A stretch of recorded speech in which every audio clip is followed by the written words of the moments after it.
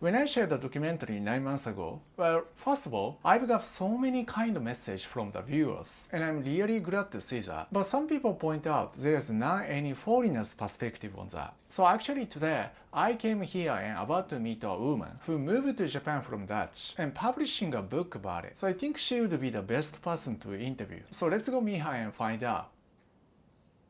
So my name is Bianca Toeps. I'm from the Netherlands and I've been living in Japan since 2 years. And I make websites and I have my books and sometimes I take pictures. I am business manager and it's like the startup visa. For that, you have to have an office. You at some point need to hire employees. You cannot get a visa for freelancing. You can get a visa for business manager, which is a bit more complicated than that. You're trying to get a bank account, trying to get a phone, trying to get everything working. And it would be like, no, you can't have a bank account because you don't have a phone number. Oh, you can't have a phone number because you don't have a bank account. Like, what do you want? But now, at this point, I feel like I am finally, there. Well, I was always, a strange kid. Like, when I was 4 years old, they put me in school. And that went so badly that they, already had to put me in another school, after 6 months or so. I wanted to, write. And they said, no, you're too young to write. You can only learn to write, next year or 2 years later. And I was like, no, I want to write. I can already write. And then the teacher was like, no, you write wrong. And then I got home and I got really angry at my parents. They were like, okay, this is a problem. We have to do something. So they moved me to another school. I didn't have an autism diagnosis until 26. But when you look back, you can see even then at 4 years old, there were issues. Actually, in primary school, everything was going pretty well. I was in a Montessori school. There's cubes and you can build with them, but you can also use them for mathematics. And it's super interesting. And I was this kid who wanted to learn. I was like, everything is interesting. I want to learn. So that was fine. Until I went to high school. That's where the bullying started. The other kids thought I was weird. I think they were right about that. I was weird. I was just very enthusiastic to learn things, and I was correcting mistakes. And sometimes I would even laugh, but not because I was laughing at them. Sometimes it's funny. I remember one time we were in economics, and one girl, she made a mistake, and in the mistake was she added her costs to her profit. And I was like, that's so funny. Yeah, that's a nice way to creatively up your results. And she was like, what, were you laughing at me? And I was like, no, it's just funny. No, they didn't think it was funny. You have a diary, you put your homework and stuff. But sometimes they would swap and write some little letters to each other in it. At one point there was, one year there was one girl, she was sitting next to me the whole year. After a while we became friends. So after a while I was gonna write something in her agenda. But then I saw that the things the other girls were writing to her, they wrote oh, poor you have to sit next to it. Oh, I feel so sad for you. They called me it. You shouldn't talk to it, and it is crazy, and ignore her. And the guys would always bully me because I was very young. I went to high school 1 year early because I was already finished with primary school. They when I was younger, they tested me and they said I was gifted. I don't think I have really a talent.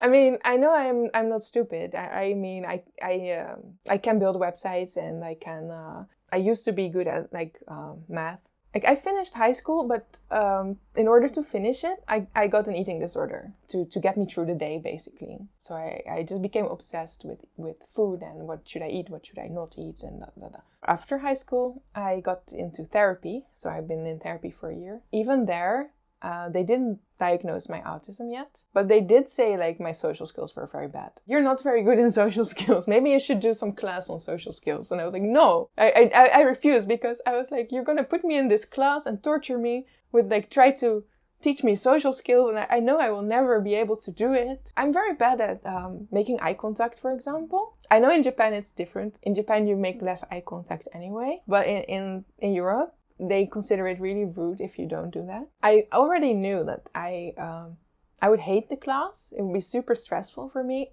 And I was like, I will never learn this. I don't think I was right, actually, because I did get better at social skills in the end.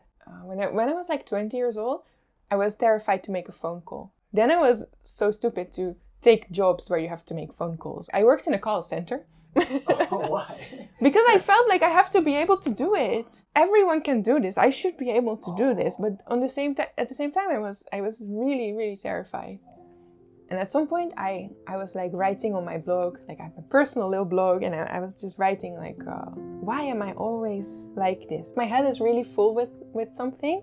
Sometimes it helps to just write it out. And one of my friends, she sent me an article of a magazine, and it was about autism in women and how it looks different from autism in men sometimes, because men can be more like outward and women can be more like they take it all inside themselves, and they get like anxiety or eating disorders. So I was reading that and I was like, oh, that sounds like me. So then I went to the doctor. That's how at 26 I finally got my diagnosis. First I was like, oh great, now I have autism, I will just order some books and I will read the books and I will just fix it. Well, that didn't work, of course. Then I was quite sad because it cannot get better, so I cannot be like cured or something. So I was like, oh, my whole life will be miserable. And since when I got my diagnosis, at first I kept it quiet for a little while, but then I felt like I couldn't write anything anymore because I was like lying. So after a while I started to write blog posts about like autism, and that got really popular. So then I got approached by a publisher who asked me if I could write. This first one, they wanted me to write the book how they had it in mind. We didn't really agree. So I was like, okay, never mind, I will not write a book. And then my friend was like, no, you have to write a book, it's gonna be so good. I know somebody else who is also a publisher. Maybe you can go, I can bring you into contact. Eventually it turns out it was really great, and this is the publisher I'm with now, and I'm really happy. People have this stereotype ideas for movies and stuff. You know, they can count real quick, like they say, okay, 5 October 2004, and you say, oh, that was a Wednesday. Or they, you know, and there's some people who can do that, but usually it's not like that. Or they think you're just like super like dense and you cannot handle any, like, you know, if something changes, you will just start throwing things around, and like people can be like that, but usually it's not that.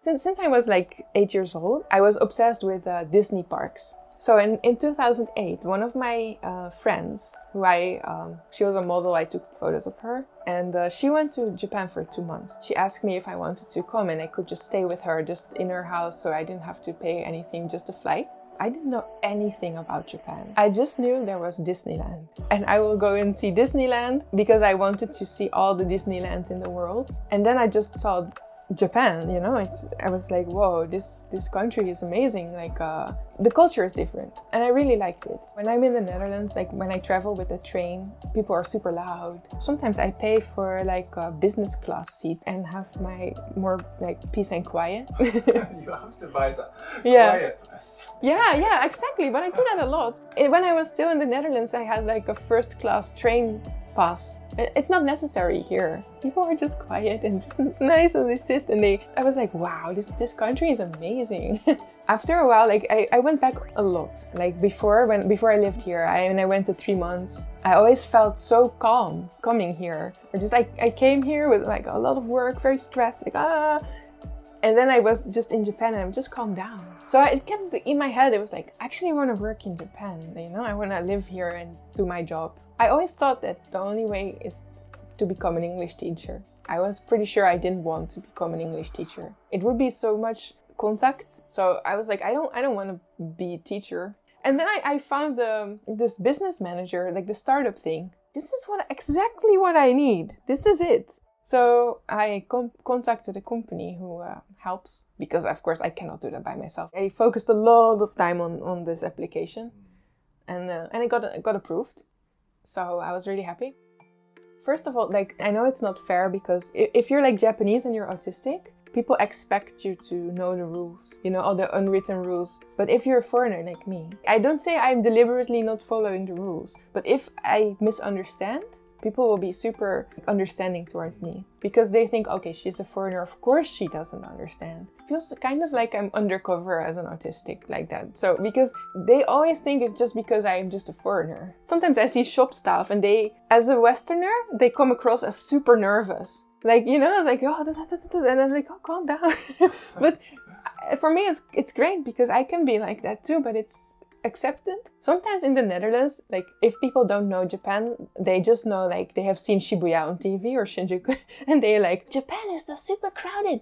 No, if I'm just like here in Hachioji, it's just quiet. Here in Japan also a lot of things are explained quite well. Everywhere there's like information, there's a lot of like stand here, go there, do this, like very clearly where you should stand. A lot of times there's like on the floor is like stand here. Perfect. Because by myself I would be like, where should I stand? I don't know. Always on the wrong place.